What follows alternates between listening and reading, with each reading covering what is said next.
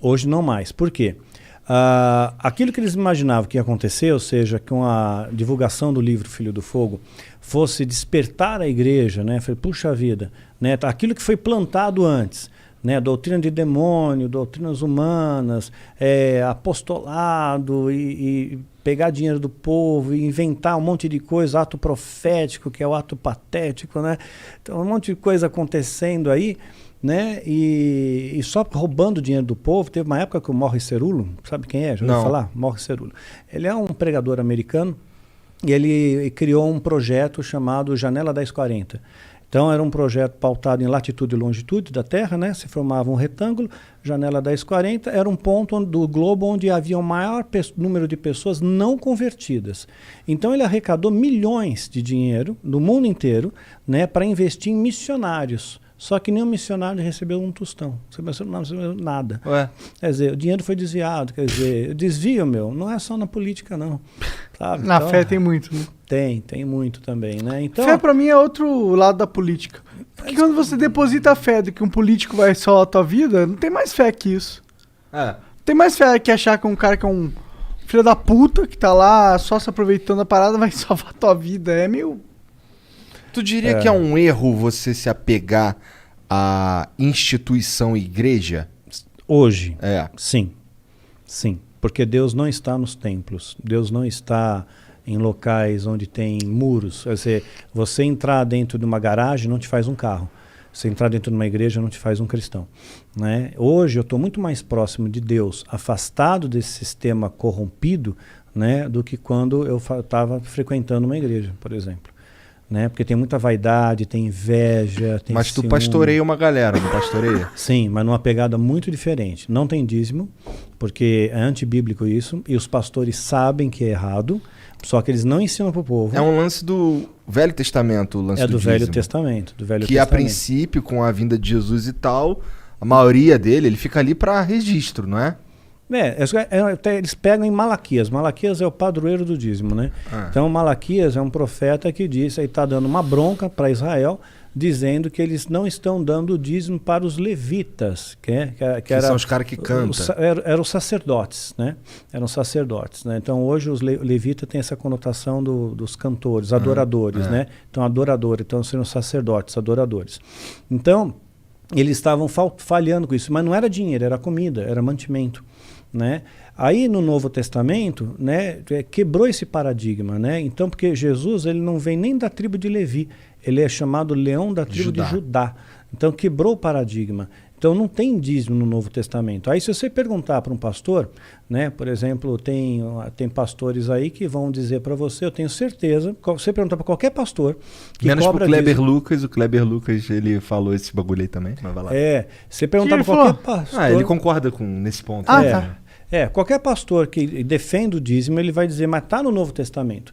Ele vai dizer Mateus 23. Jesus está dando uma bronca nos fariseus, dizendo, vocês dão o dízimo da hortelã, do cominho e o escambau, mas vocês não têm uma vida reta, sabe? Estão dando uma bronca. Aí eles falam, tá vendo só?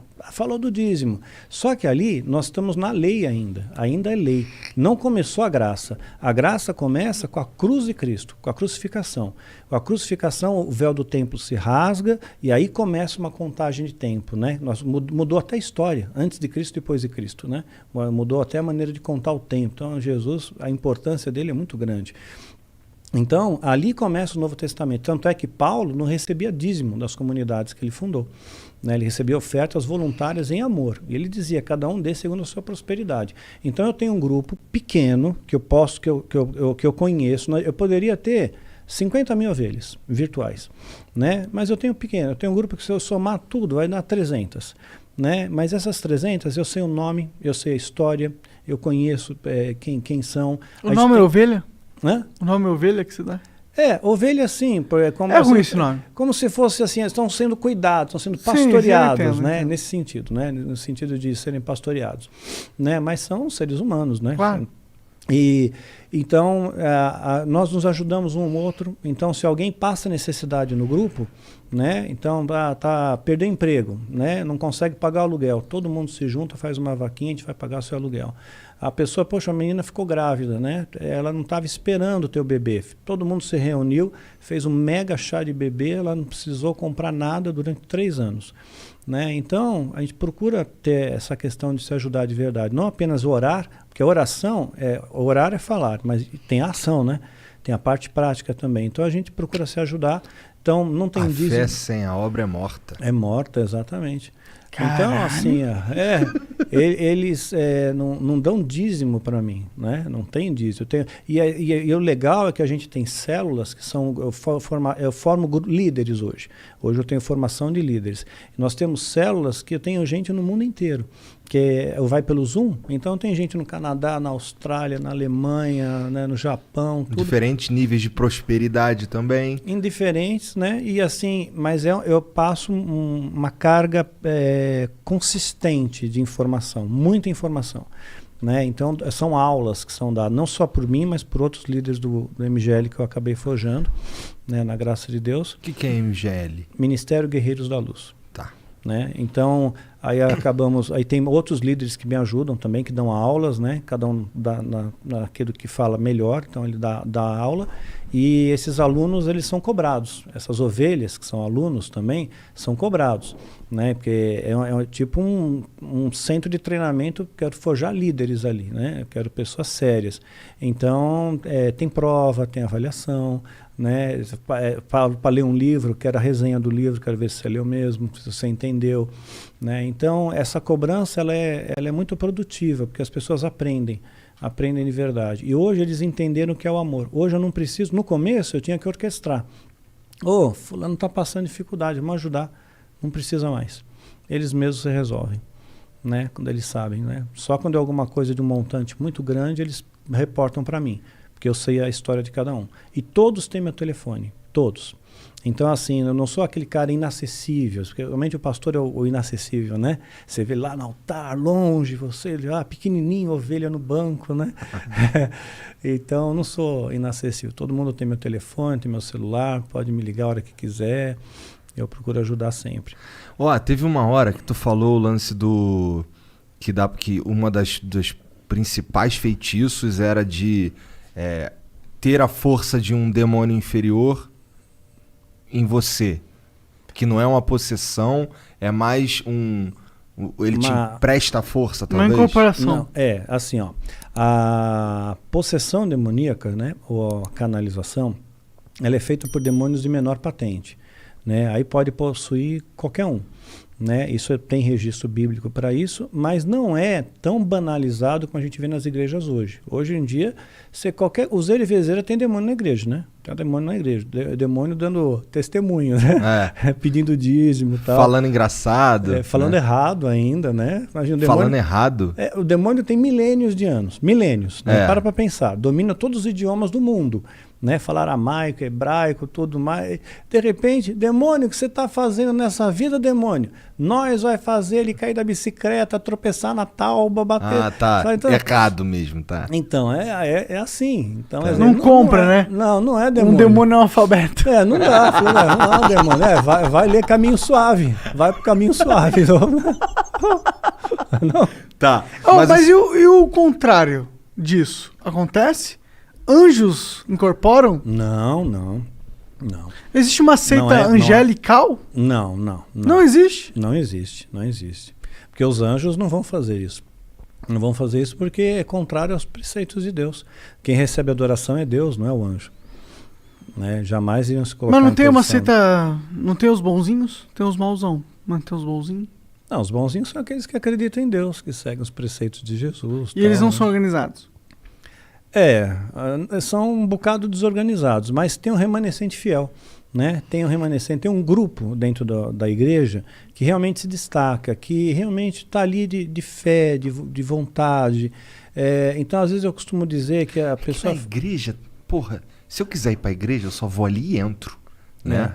Para eu entrar na irmandade é outra pira. É outra pira, você tem que ser chamado, convocado, tudo mais. É um filtro muito mais... É um filtro muito mais bem feito. Rigoroso. Rigoroso. Mas hoje a igreja trouxe estratégias do mundo, né? Estratégias carnais para atrair crentes carnais, né? Então pinta a igreja de preto para ficar tipo balada, boate, né? Então isso parece piada, mas tem, né? Tem, então tem festa junina gospel. Para mim parece uns caras querendo atrair a juventude para cobrar dízimo. Mas tá, aquele lance de canalizar o demônio, então, dá pra você fazer, dá pra um feiticeiro, um sacerdote talvez? Um sacerdote já consegue canalizar um demônio, né? Mas ele precisa ter uma linhagem, né? Você tem que ter vindo de uma linhagem, tem que ter uma descendência dos nefilins.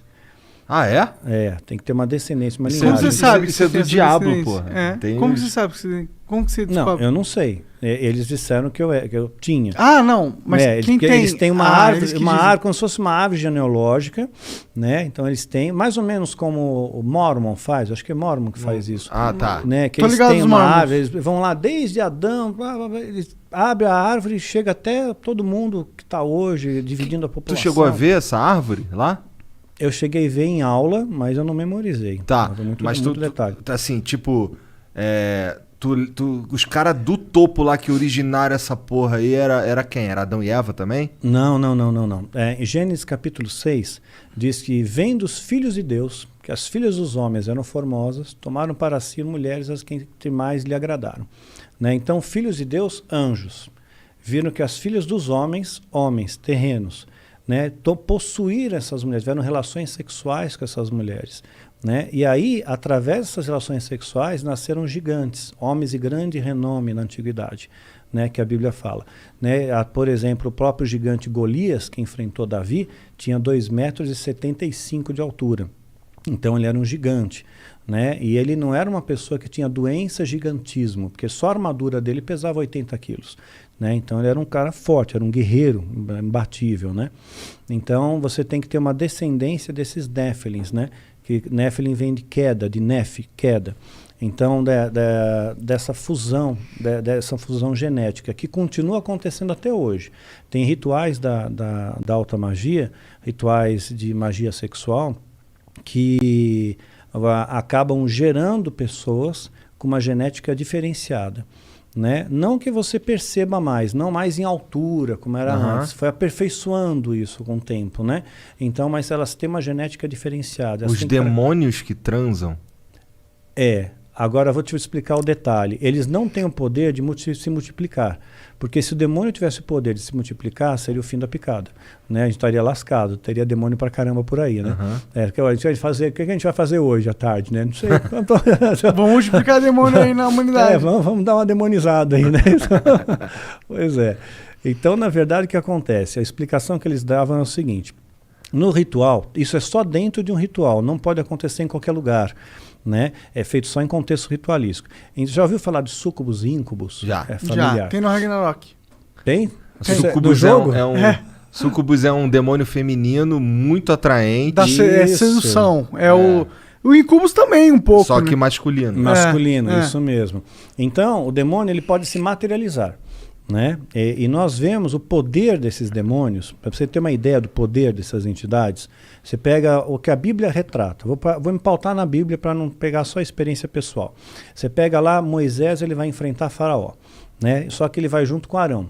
Aí a vara de Arão, que era um objeto de madeira, né? Deus faz transformar numa serpente. Quer dizer, mudou a matéria, pegou madeira e fez virar um ser orgânico, vivo, uma serpente.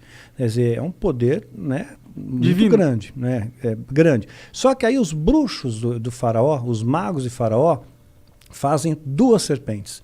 Eles pegam duas varas de madeira, né, as duas de madeira, e eles fazem as duas se transformarem em serpente. Então eles também têm o poder de alterar a matéria. Então, em determinados rituais, você pode modificar a matéria. Então existe um ritual na Irmandade que os caras alteram matéria. Altera a matéria, que é o caso da licantropia. Não sei se está tempo de falar tudo, mas vamos ver. Tá. Deixa cara, eu terminar o tempo é teu também, tá? Agora que você quiser ir embora, tu... Não, pra mim tá de boa. E pra mim também, pô. Porque eu gosto de um papo. Então demorou. Então tá. Então, assim, Tu tava na cobra. Na cobra. O súcubo e o íncubo. Tá. E o íncubo, né? Então, o demônio se materializa na forma feminina, né? Aí tem relação sexual nesse ritual de magia sexual com o homem. Então, ela recolhe o sêmen. Recolher o sêmen masculino, né? Aí ele vai se transformar num ser masculino, no íncubo, né? E tem relação com uma mulher, né? Aí ele fecunda, então ele transporta a célula germinativa. Só que como essas entidades têm uma espécie de energia, na falta de uma palavra melhor usar energia, eles vão causar uma alteração, né, na formação desse feto. É que nem uma mulher grávida não pode tirar a radiografia, né, porque a radiação pode alterar o feto.